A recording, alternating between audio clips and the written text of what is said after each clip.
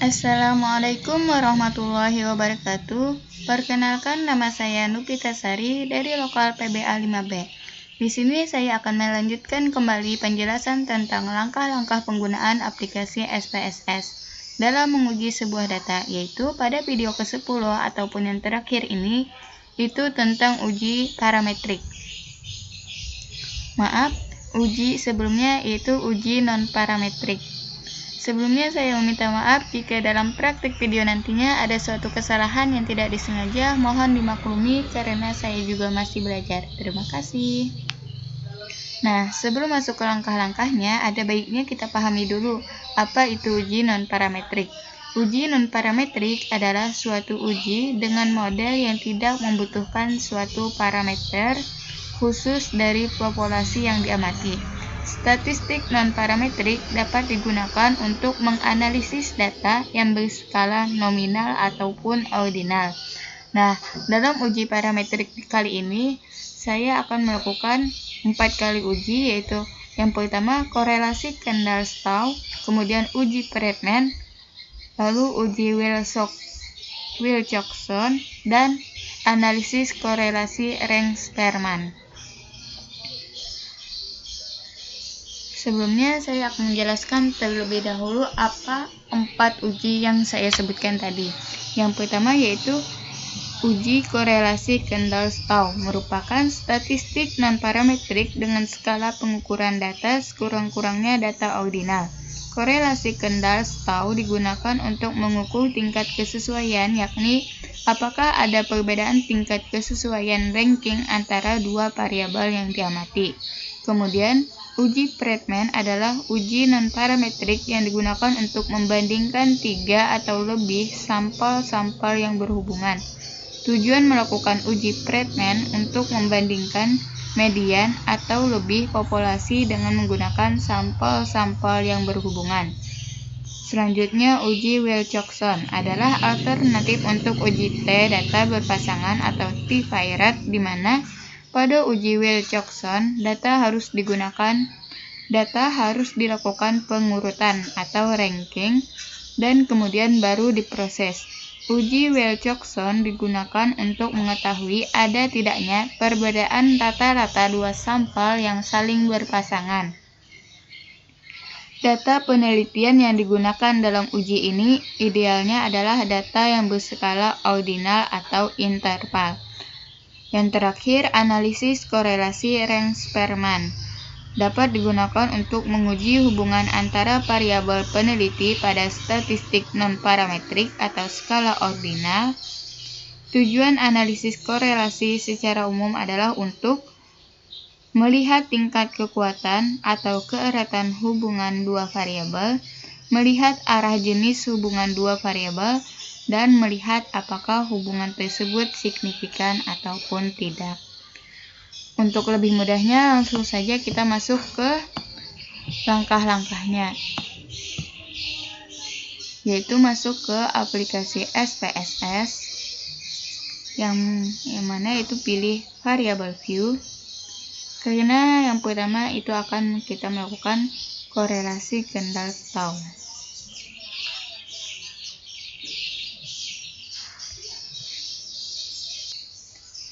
Di sini saya sudah menyediakan data untuk uji Kendall-Stau yang ini. Pada penelitian, seorang peneliti ingin mengetahui apakah ada hubungan atau korelasi antara lokasi dengan kepuasan nasabah pada koperasi simpan pinjam Citra Dana. Nah, di sini ada 10 orang responden, bisa kita lihat di layar. Kemudian X ini adalah ciri dari kode cukup puas dan tidak puas ini.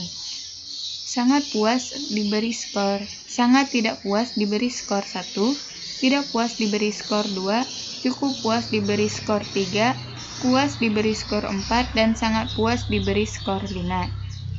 Langsung saja masuk ke aplikasi SPSS-nya tadi. Jadi pada kolom name itu kita ketikkan lokasi, dan yang kolom kedua itu beri tanda kepuasan. Selanjutnya, untuk desimal kita ubah menjadi 0. Dan pada label itu ketikkan lokasi. Dan sama itu kepuasan nasabah.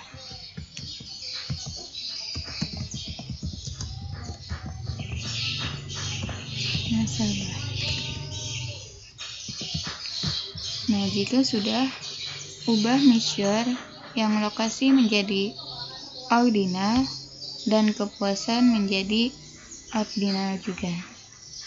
Setelah itu masuk ke data view, masukkan data yang ada pada data Excel tadi, yang bagian X dan Y-nya. Kita kontrol C.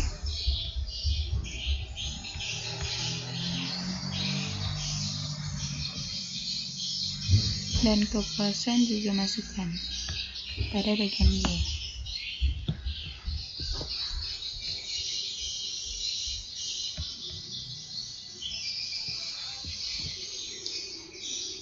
Nah, jika sudah, selanjutnya klik menu Analyze. Karena di sini kita ingin melakukan uji Candlestick, maka pilih Correlate dan Bivariate. Maka muncul kotak dialog Bivariate Correlation yang ini. Kemudian pindahkan variabel lokasi dan kepuasan ke kotak variabel. Ctrl A dan masukkan ke variabel.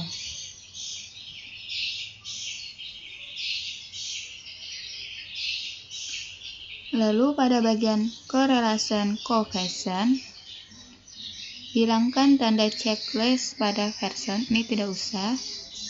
Selanjutnya berikan tanda checklist pada Candlestick.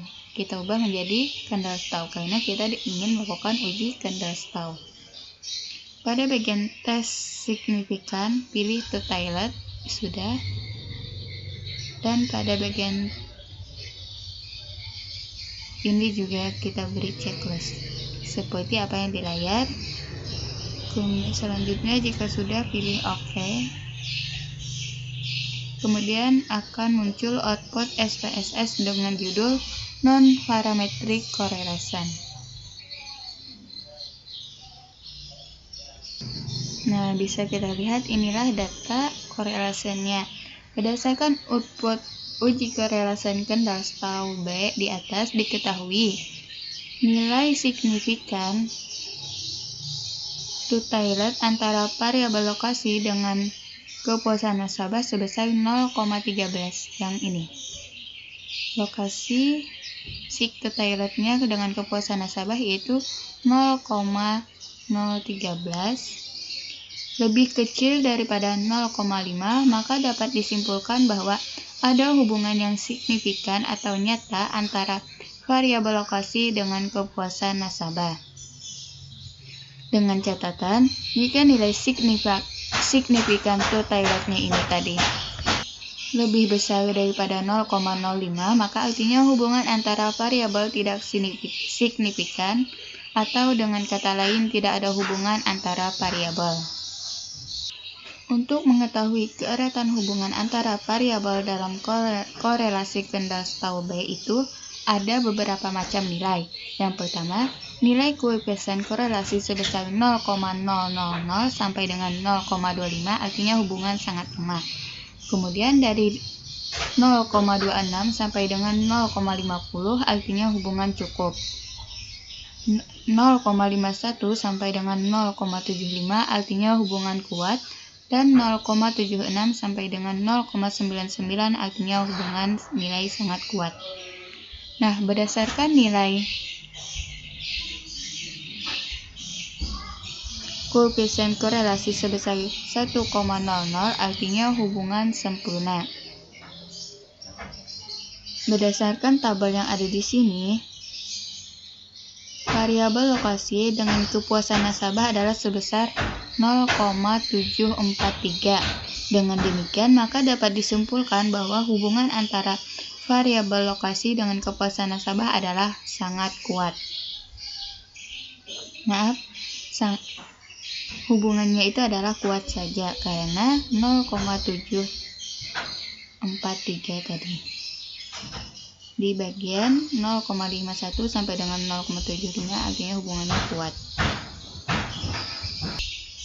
Jadi pada kesimpulan ketiga interpelasi dalam uji korelasi kendal Stau di layar, maka dapat kita buat kesimpulan bahwa hubungan antara lokasi dengan kepuasan nasabah adalah pada koperasi simpan pinjam Citra Dana adalah signifikan, kuat, dan searah. Selanjutnya kita melakukan uji Friedman. Selanjutnya kita akan melakukan uji Friedman. Masuk ke variable view. Di variable view kita ketikkan di sini awal. Pada kolom name itu kita ketikkan awal, seminggu, sebulan, dan setahun. Sebelumnya di sini peneliti ingin menguji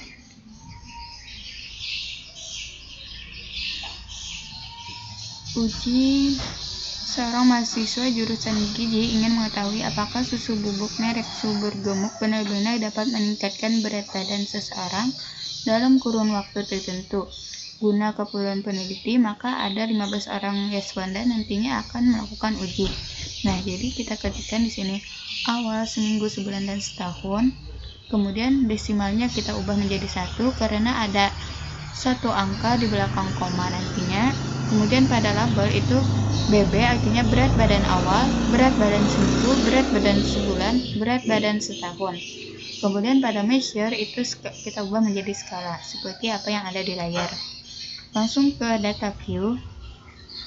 Di data view kita masukkan datanya, yaitu sudah ada di Excel. Ini kita copy, Ctrl C, dan kita copy pastekan di bagian ini.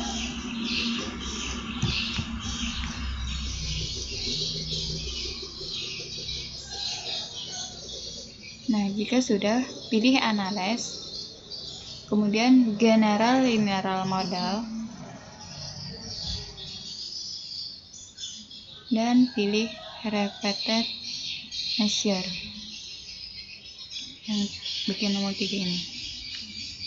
Jika sudah, akan muncul kotak dialog Repeat Measure Deviation Factor. Pada faktor, kita ganti tulisan menjadi waktu.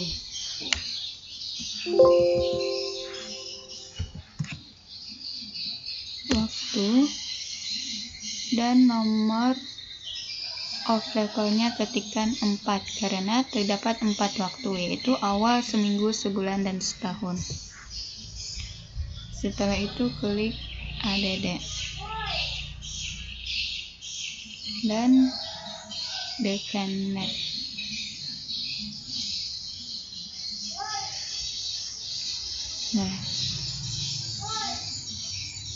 Jika sudah, maka akan nampak layar seperti ini. Maka kita Ctrl A dan pindahkan ke kolom sebelah ini, Weighted Subject Variable waktu ini.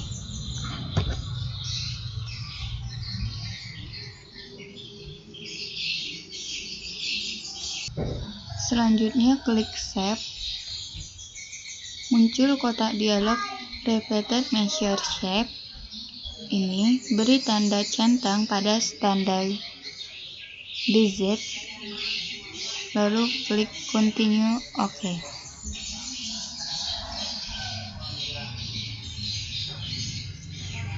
Abaikan output SPSS yang ada di sini, langsung saja kita keluar. Kita hanya mencari standar DZ yang ada di sini.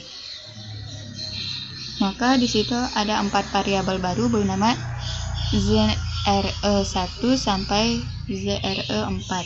Inilah yang disebut dengan nilai standar DZ residual.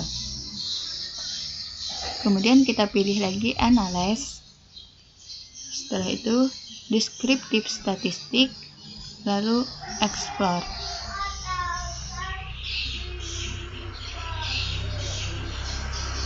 maka akan muncul dialog explore. Selanjutnya masukkan semua variabel standar ini ke dependent list.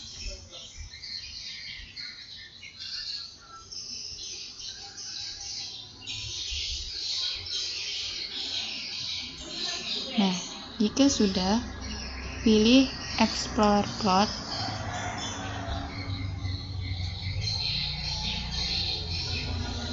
dan beri centang pada normality plots weight test. Jika sudah, continue dan oke. Maka akan keluar output SPSS test of normality. Nah, jadi kita hanya fokus pada kolom yang ini, standard test of normality. Pembahasan uji normalitas karena jumlah N yang dipakai dalam penelitian adalah 15, jadi DF-nya itu 15. Maka pengambilan keputusan untuk uji normalitas mengacu pada nilai signifikan Shapiro-Wilk yang signifikannya ini.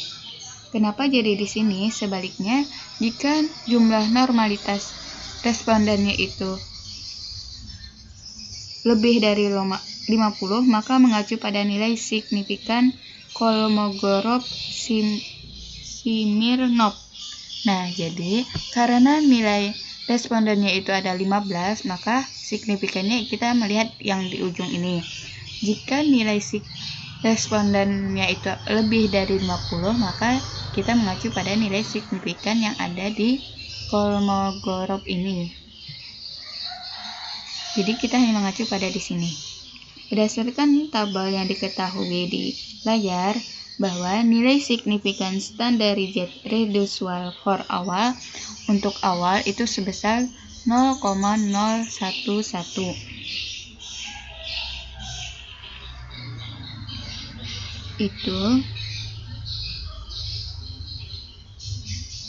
Dan nilai signifikan for seminggu itu ada 0,03, dan nilai standar untuk sebulan ada 0,020.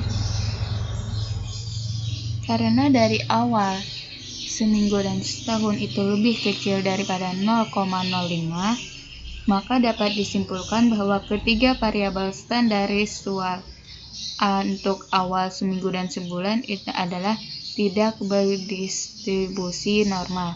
Sementara untuk standardized residual for setahun itu sebesar 0,380, yang artinya lebih besar daripada 0,05, maka dapat berdistribusi normal. Berdasarkan pembahasan uji normalitas yang tadi, diketahui bahwa ada 3 variabel yang memiliki nilai standardized tidak normal.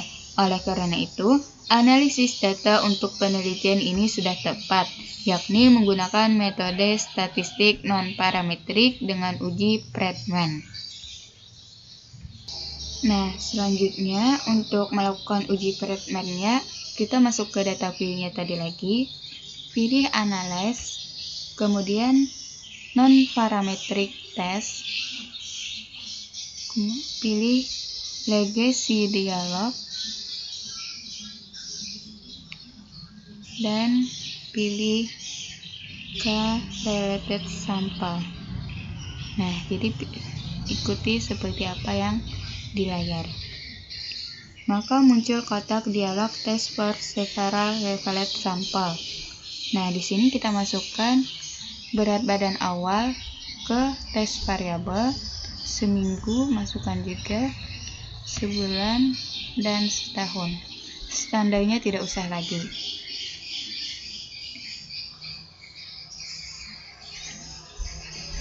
Jika sudah, pilih kotak statistik dan beri centang pada deskriptif dan kuartil. Lalu continue, dan typonya itu Friedman, dan langsung saja oke. maka akan keluar interpretasi output uji Bradman. Tabel output pertama yaitu deskriptif statistik. Output ini menunjukkan deskripsi data penelitian dalam bentuk tabel ringkasan. Adapun informasi yang dapat kita peroleh dari ringkasan itu adalah sebagai berikut. N ini adalah responden atau banyaknya orang yang ada dalam uji ini adalah 15 orang yang ditimbang berat badannya dari awal waktu, seminggu,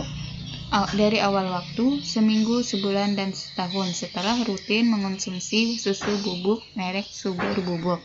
Kemudian MAN itu rata-rata dari masing-masing pengukuran berat badan untuk 4 waktu yang diteliti, yaitu berat badan awal sebesar 42,940, kemudian berat badan seminggu yaitu 43,380, berat badan sebulan 45,267, dan setahun 51,287. Untuk standar deviasi atau standar deviation untuk berat badan awal itu sebesar 2,5326, dan selanjutnya seperti itu, sama minimumnya itu ada, maksimumnya ada juga. Persentil median untuk masing-masing waktu pengukuran berat badan juga ada di sini. Langsung saja ke tabel kedua yaitu Bradman Ranks. Tabel output rank ini menunjukkan rata-rata berat badan dalam bentuk ranking, di mana berat badan paling besar berada di waktu pengukuran berat setahun setelah rutin meminum susu bubuk merek Subur Bubuk. Jadi dari awal, seminggu, sebulan, dan setahun itu terus meningkat. Kemudian pada tes statistik, output ini tabel yang terpenting dalam uji Bradman. Ada beberapa tahapan untuk melakukan interpretasi, yaitu membuat hipotesis dugaan dalam mengambil uji kesimpulannya. Jadi, jika kesimpulannya yaitu HO tidak ada perbedaan rata-rata dan H adanya perbedaan, dan mengacu pada nilai asimsiknya. Berdasarkan tabel output yang ada di sini, kita lihat nilai asimsiknya itu sebesar 0,0000 lebih kecil daripada 0,05, maka HO ditolak dan HA diterima. Atau dengan kata lain, ada perbedaan rata-rata peningkatan berat badan pada keempat kelompok interval waktu pengukuran. Dengan demikian, dapat disimpulkan bahwa susu bubuk merek Subur Gemuk benar-benar dapat meningkatkan berat badan seseorang.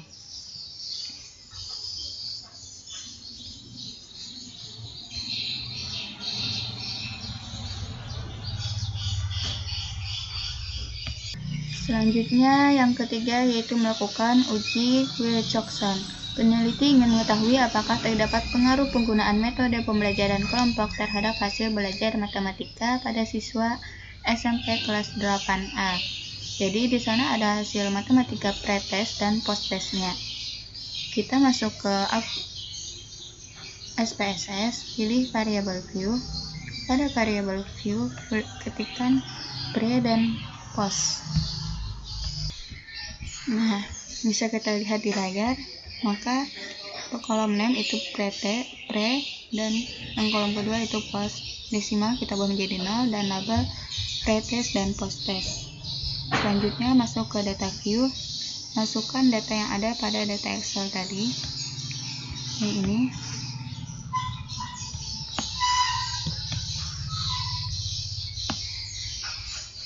kita copy dan paste ke data view.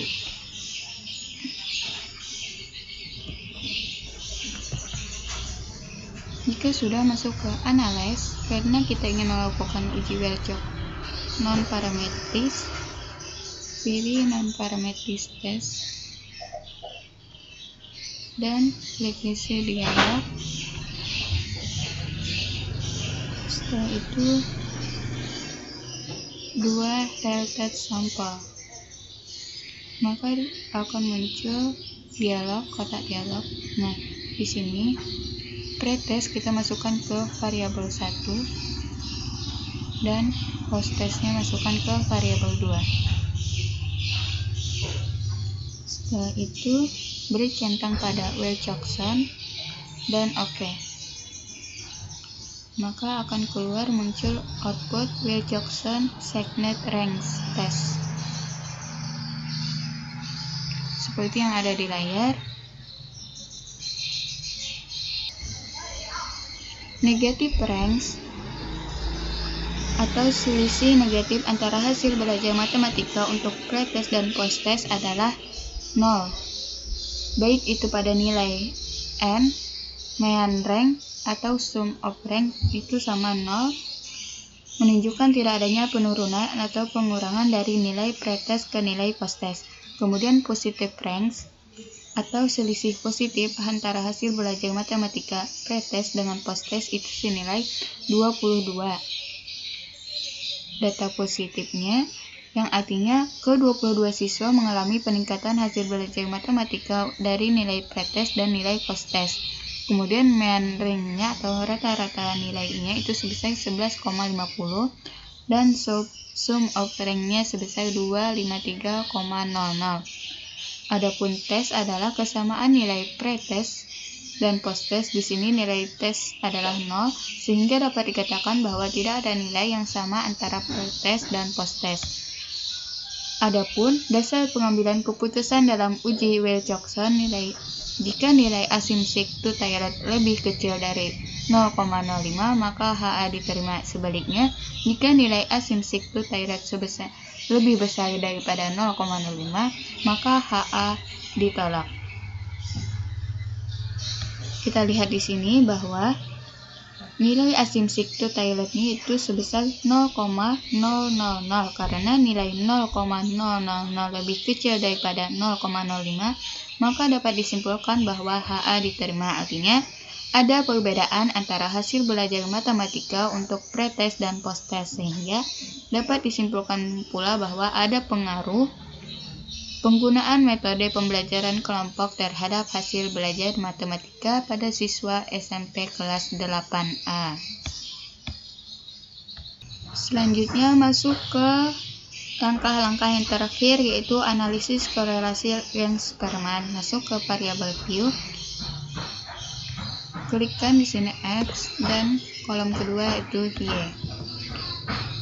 Pada label itu ketikkan kualitas produk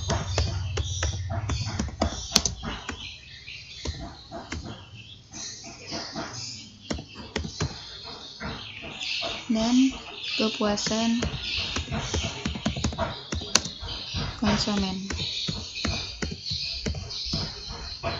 Jika sudah masuk ke data view, masukkan data yang ada di Excel.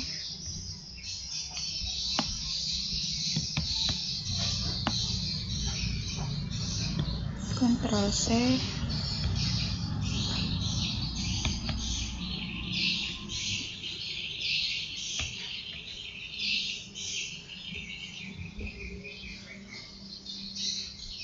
Nah, jika sudah pilih Analyze, masuk ke Correlate dan Bivariate. Masukkan ke kolom variabel dan karena di sini pilih menjadi Spearman.